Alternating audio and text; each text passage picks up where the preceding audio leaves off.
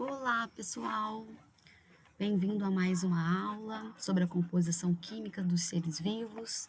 Nessa aula, a gente vai falar um pouco sobre os carboidratos, tá certo? Bom, inicialmente, o que são os carboidratos? Toda vez que a gente fala em carboidrato, a gente já pensa em pães, macarrão, né? Arroz, feijão. Bom, os carboidratos, então, eles são considerados como açúcares, também chamados de glicídios ou até mesmo de sacarídeos. Então, todos esses são sinônimos de carboidratos, tá bom? Quimicamente falando, eles são substâncias orgânicas constituídas pelos átomos de carbono, hidrogênio e oxigênio, tá? E quais são as principais funções dos carboidratos, né? Eles exibem diversas funções no nosso organismo, mas a principal função é a função energética. Como assim, professora? A quebra dos carboidratos liberam energia, tá? Energia que é armazenada no nosso organismo para formar na forma de ATP, tá? Adenosina trifosfato. Da mesma forma que a sua quebra fornece energia, ele pode ser então utilizado como reserva energética, na forma de amido nas plantas, que é acumulado em estruturas denominadas amiloplastos, ou nos animais na forma de glicogênio, que é armazenado no fígado e nos músculos. Então, no caso dos animais, quando eles precisam de energia, né, e não estão se alimentando no momento, eles recorrem aos carboidratos que estão armazenados na forma de glicogênio. Aí eles pegam esse glicogênio é degradado e a degradação desse glicogênio libera a energia para que o seu metabolismo aconteça normalmente, tá certo? Uma segunda função dos carboidratos é uma função estrutural. Como assim? Por exemplo, os carboidratos estão presentes na parede celular bacteriana e vegetal. Então, servem para sustentar as células desses organismos, tá certo?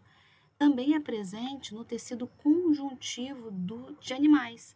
A maior parte do tecido conjuntivo é constituído por diferentes carboidratos, tá? Cuja função é de sustentação. Por isso que nós colocamos aqui a função estrutural dos carboidratos.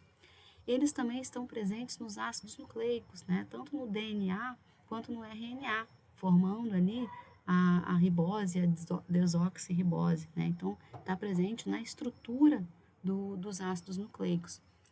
Uma outra função estrutural dos carboidratos é que eles são uma das principais substâncias sinalizadoras, né? Que promovem a comunicação de uma célula para outra célula, né? Eles sozinhos ou ligados a lipídios ou a outras proteínas, né? Bom, e quais são os carboidratos, né? Eles podem ser classificados em monossacarídeos, oligossacarídeos e polissacarídeos. Nós vamos falar um pouquinho sobre cada um deles. Bom, os monossacarídeos, eles são aqueles carboidratos mais simples, né? Ou os sacarídeos mais simples. Eles podem ser formados por 3 átomos de carbono, 4, 5, 6. Dependendo da quantidade de carbono, de átomos de carbono que esses compostos são constituídos, eles podem ser classificados em trioses, né, quando tem 3 átomos de carbono, tetraoses, quando possuem 4 átomos de carbono, pentoses e hexoses, né? Pentoses quando tem 5 átomos de carbono, hexoses quando tem 6 átomos de carbono. Nós vamos falar mais aqui em biologia sobre as pentoses e sobre as hexoses, tá certo? Esses monossacarídeos, eles são os compostos químicos que são absorvidos diretamente pelas células, tá? Diferente dos disacarídeos e polissacarídeos que precisam ser inicialmente quebrados para poderem ser quebrados em monossacarídeos para poder ser absorvidos pela célula, tá? Aqui eu coloquei os principais exemplos desses monossacarídeos. Nós temos aqui um exemplo de uma hexose, né? Que é bem conhecida por vocês, a glicose, aqui a frutose, a galactose E aqui 2 açúcares de 5 carbonos, 2 pentoses, né? A ribose, que forma o RNA, e a desoxirribose, que forma o DNA. Além dos monossacarídeos, os oligosacarídeos também são carboidratos, só que os oligosacarídeos são aqueles carboidratos constituídos por até 10 monossacarídeos ligados entre si. Dentre os oligosacarídeos, os mais importantes, que a gente mais estuda na bioquímica, são os disacarídeos, né? São aqueles sacarídeos, aqueles carboidratos, compostos por 2 monossacarídeos ligados. E quais são os principais disacarídeos? A sacarose, que é composta por uma glicose ligada a uma frutose, a lactose, que é composta por uma glicose ligada a uma galactose, e a maltose, que é composta por 2 moléculas de glicose ligadas entre si.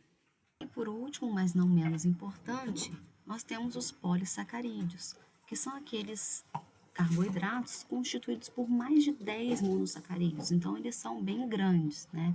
Como eu já falei anteriormente, o amido é um exemplo de polissacarídeo, ele é formado por várias moléculas de glicose, uma ligada à outra, e a substância de reserva das plantas, e o glicogênio, que também é formado por várias moléculas de glicose, uma ligada à outra, e é a principal substância de reserva dos animais, né? A diferença é a ramificação, né? A diferença de um para o outro, do amido para o glicogênio, é a ramificação dessas moléculas de glicose que estão ligadas umas às outras.